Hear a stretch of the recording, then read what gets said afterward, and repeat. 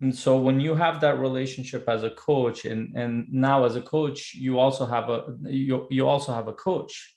Mm-hmm. So when you're Yeah. out going out there, and this is a very important piece that coaches miss, and this is something Rich Litvin, I think in his book, The Prosperous Coach, talked about, is like, if you don't have a coach and you're trying to sell coaching, shouldn't be doing that. Because Absolutely. at some point your client is going to ask you, and I've been asked that several times by now, do you have a coach? How has it gone for you? Like, and you'd be sure. It's just a lack of like there's an incongruence there, that you're selling Absolutely. something that you probably don't believe in, and a lot of coaches will wait. Well, when I get paid at a level I did in the beginning, then I'll get a coach. But the reality is that we need it from the beginning, and this is what we try to tell clients, Mm-hmm. because for me it's a lot of times is the chicken and the egg complex, because my Yeah. clients would tell, well, when I get this, I'll sign up for a coach. I'm like, this is going to help you get that.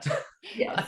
So we Absolutely. need to this a process like this helps you, it keeps you in the game. And I just want to share one perspective. I worked with very experienced coaches and collaborated with them, and I've seen at points that they've lost track of this piece. They don't have a, you can tell they don't have a coach because they're all up in their head.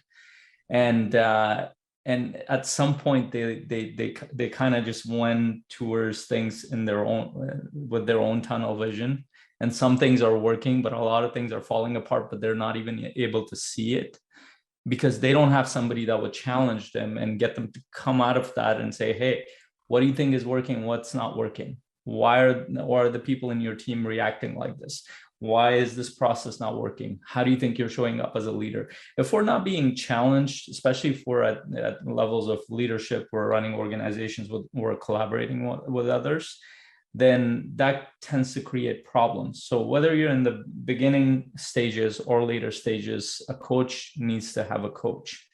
And this could be a process that kind of adds to that. And maybe a coach needs multiple coaches.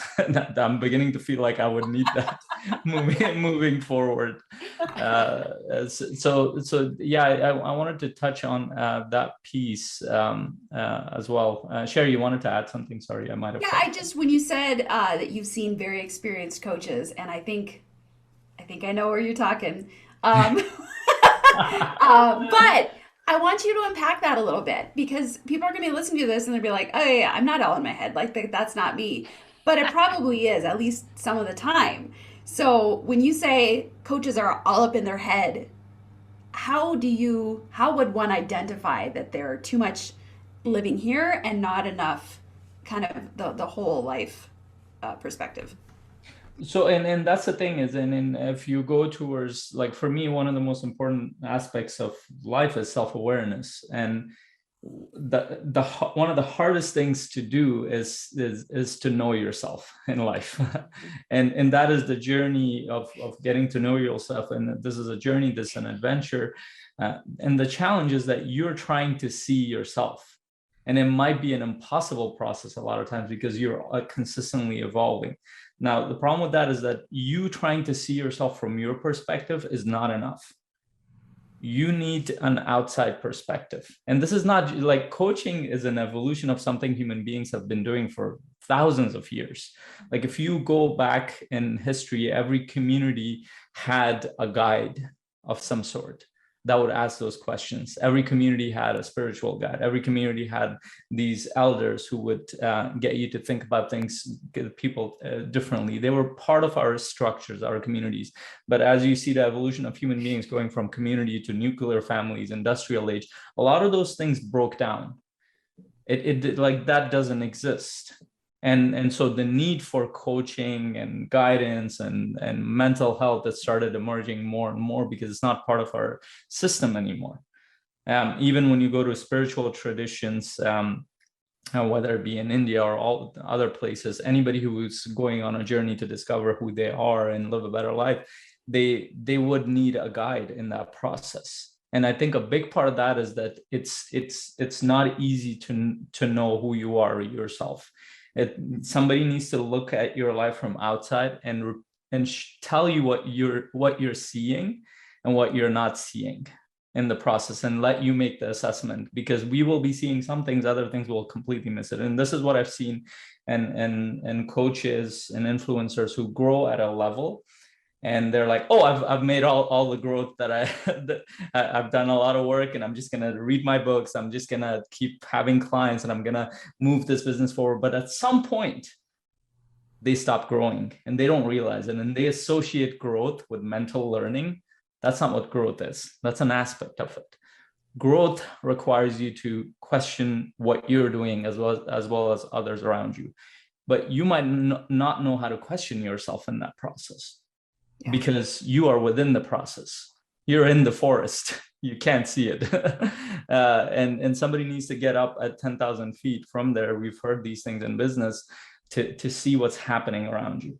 What is the impact of your actions in your environment, in your family, in your business, in your community, especially when you get to a point where you're impacting other people.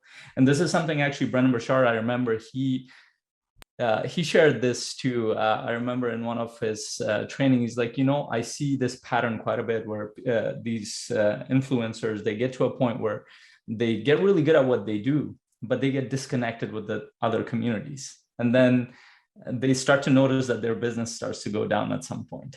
That's when they start to feel the pain, because but it's too late. I feel like at that point, not too late in the sense you've already impacted people negatively in that process and yourself. So at that point, they're like, what's wrong? What's happening? And then they come back to the community, they start seeing things from a different angle because they have other people sharing different perspective. They have other people to help them think through this differently. And that might not take the form of a coach, but that might be a mastermind. Mm-hmm. So whatever the case is, when we get stuck too much in our ways, we tend to naturally stop growing. And this is also a human thing, that human beings were a social species. Our mind doesn't actually operate alone for long. It breaks down, our thought processes break down. It is dependent on a community to move forward. And the problem is we don't have communities. So we have to create these models of communities to help us move forward. Hence, like something like part of being something like a mastermind or a community, but also consistently having a coach to challenge you to see what's happening. Are you still connected to the vision? Is your heart still in it? Or are you just doing it for the sake of doing it because you've been doing it for so long? Are you still impacting people more positively? I mean, there's always going to be positive and negative impact, but or your actions leading to something that you might regret later on? Like, we don't know how to answer those unless somebody stops us from our day-to-day routine and says, shocks us into, hey, what's going on here? This is what I'm noticing.